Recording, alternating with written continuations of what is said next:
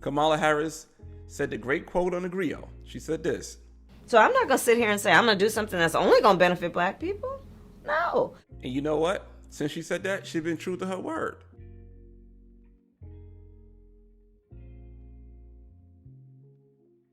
Hey, what's up, y'all? It's your boy LaRon. We back with another video. You see the thumbnail, see this video's about, so let's get straight into it. So we got the Freedmen's Bank Forum, right? We had Vice President Kamala Harris speaking at the Freedmen's Bank Forum. To me, what she did was very underhanded. Me, personally, a lot of people despise Kamala Harris. They don't like Kamala Harris. I understand what Kamala Harris is doing as a politician, so I know the game.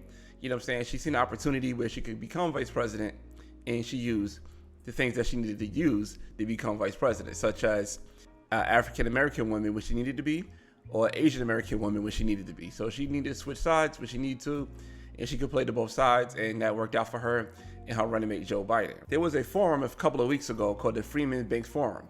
And if you guys don't know what Freedmen's Bank is, Freedmen's Bank was it was a savings bank created by former slaves, African-American veterans, and their families, right?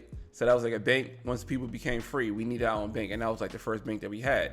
So Kamala Harris had a speech at a forum representing that bank. And after Kamala Harris spoke, there was another woman that came on, and she said things that was really disturbing. So my issue was the way that they use black trauma to get things done for other people, right? So I'm gonna play the clip. Then after that, I'm gonna give you my opinion about the clip. But throughout the clip, I'm also gonna stop it and pause a little bit just to let you guys know how I feel about what was said in that clip at that one moment, right? So let's get into this clip. I welcomed Mother Viola Fletcher and her younger brother, Mr. Hughes Van Ellis, to my ceremonial office at the Executive Office Building. Mother Fletcher, as many of you know, is 107 years old, and her younger brother, Mr. Van Ellis, is 100 years old. And they both survived the Tulsa Race Massacre. Mother Fletcher and Mr. Van Ellis were just children when a white supremacist mob burned down black-owned homes and businesses and decimated the Greenwood district. But 100 years later, the memory of that tragedy, the smoke in the streets, the piles of bodies, was fresh in their minds. See? So now you see, Vice President Kamala Harris is using the survivors of the Tulsa, Oklahoma massacre, right? As was the memory of the thriving community that they lost. By their account, by every account, the Greenwood district was a very special place, and I think we all know was a very intentional place. A thriving community within a community. An economy in which black people supported one another, lift one another up, and modeled excellence. In which black people could determine their own future. Some of us refer to that as self-determination. See how now she talk about we could determine our own future, self-determination, supporting the black businesses, basically, we supporting one another. You see how she's using these terms on this forum. But let's continue. Today, access to capital is unequal. As one example, black entrepreneurs are 3 times more likely to report that a lack of access to capital negatively affects their profit margins. See, now she's talking about the black business owners struggle to get access to capital. See, she's using key words, but let's continue. We are increasing access to capital by supporting community lenders, also known as CDFIs and MDIs. One of the last actions, in fact, that I took as a United States Senator was to team up with Senator Mark Warner, Leader Chuck Schumer, Senator Cory Booker, Senator Mike Crapo, Chairman Sherrod Brown, and Chairwoman Maxine Waters, who is here today. Together, we secured $12 billion for community lenders as part of the COVID-19 relief bill. And following up on that, today I'm very proud to announce that almost $9 billion is now available to increase lending to small businesses in underserved communities. See, that's the first line of the okie doke. $9 billion is to serve businesses in underserved communities. So a business in an underserved community could be a Chinese restaurant in the hood, could be a liquor store in the hood. You know what I'm saying? It don't have to be owned by black people. It just has to be in underserved communities. So look how tricky the word is. I have consulted with many community lenders who serve tribal communities in the plains of South Dakota, where Native women are making quilts that are important to their community, knowing there is a market for it based on the culture and traditions. So the beginning of the speech, she's speaking about Tulsa, Oklahoma. She's speaking about black people can't get funding. But now this part of the speech, after she said in underserved communities, now she's speaking about Native women who are making quilts. You see how they started with our trauma, but she gives you an example of our trauma becoming somebody else's solution. Let's continue. Of those communities, and who needed a community lender. They needed a lender. But it just so happens that the community lenders understand best the needs of these communities and see the potential then for growth. So in closing, when I spoke with Mother Fletcher and Mr. Van Ellis in June, it was clear how far we have come and how far we have yet to go. I promised them that we would keep working to fulfill the vision of the Greenwood District.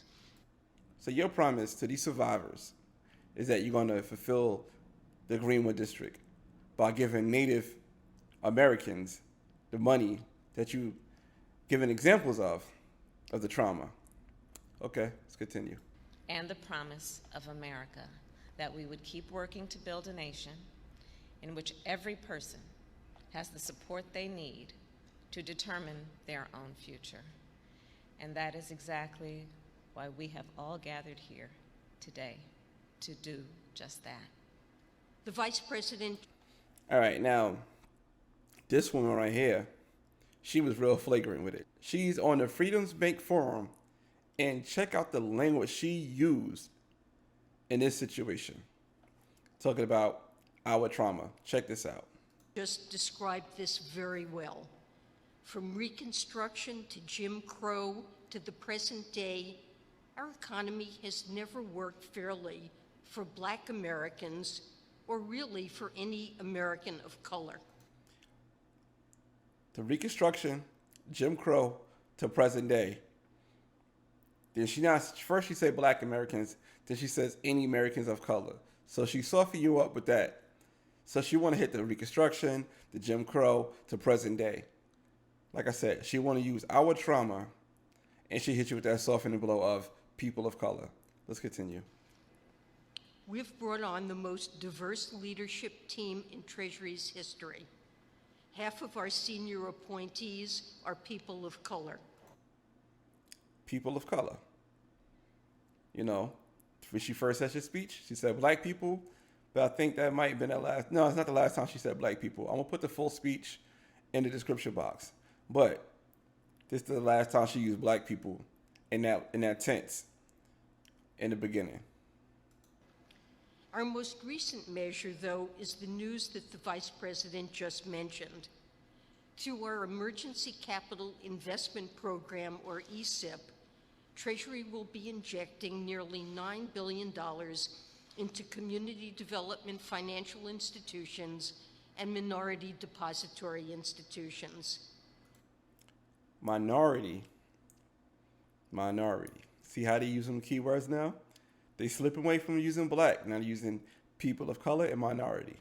These CDFIs and MDIs serve communities that the financial sector historically has not served well. And most of the time, these are communities of color. If you're a Black or Hispanic or Asian or a Native entrepreneur, we know it's harder to get your hands on funding to open a shop or to keep the lights on. Like I said, they're using our trauma to benefit everyone else. Yeah, we may get some benefits from it, but when do we get benefits from other people's trauma? You never hear Asian hate crimes and saying, you know what, let's pass a bill to protect Black and Asians. You didn't hear, oh, you know what, we have the immigrants getting $450,000. But wait a minute, what about the other people that committed crimes? How come they don't get no reparations for the crimes they commit? Because they said that you get money because they were separated from their families? I mean, any criminal I know that went to jail was separated from his family. So they should get $450,000 too. But this is what they're doing. They always pull the okie doke. I swear, man, I swear.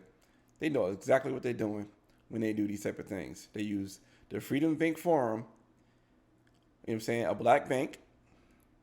They bring up Tulsa, Oklahoma, the Black massacre.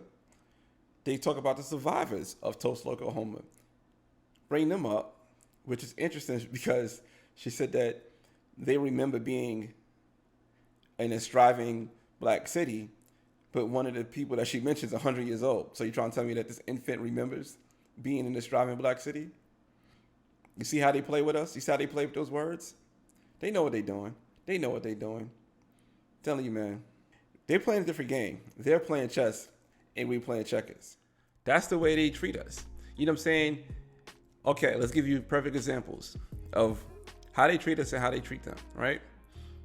The Latinos, you know what I'm saying, there was rumors of them getting $450,000 for being illegal immigrants. And he's saying, oh, illegal immigrants is not a Latino problem. I think illegal immigrants is 75% a Latino issue, right? Latinos make up 75% of immigrants, right? If I'm wrong, let me know in the comments. But since that's 75%, that's majority. If they get $450,000 for doing an illegal act, we don't get no money for doing illegal acts. You know what I'm saying? We don't get no money for doing illegal acts. But let's continue. Then we had the Asian hate crime bill, where they got money. They didn't lump us into that. The Native Americans got a bill passed. We ain't got no money for that. So why are they using the Freedmen's Bank Forum platform to lump everybody else into things? You see how we getting played every time? They use the Freedmen's Bank Forum to lump us into everything else. They brought up Tulsa, Oklahoma to lump everybody else into that. Those people of color, quote unquote, did not suffer through what happened in Tulsa, Oklahoma. Those people of color did not suffer that. But then they want to bring that up to bring up this $9 billion for people of color.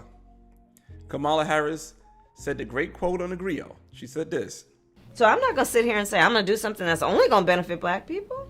No. And you know what? Since she said that, she's been true to her word. So what's your thoughts about this, man? Y'all think that Kamala Harris is on code with, the Democratic way of, dangling our trauma in front of people's faces and being okay, like, all right, we could use trigger words such as Tulsa, Oklahoma massacre, bring up the people who's the surviving people of Tulsa, Oklahoma. We could use that as the more trauma.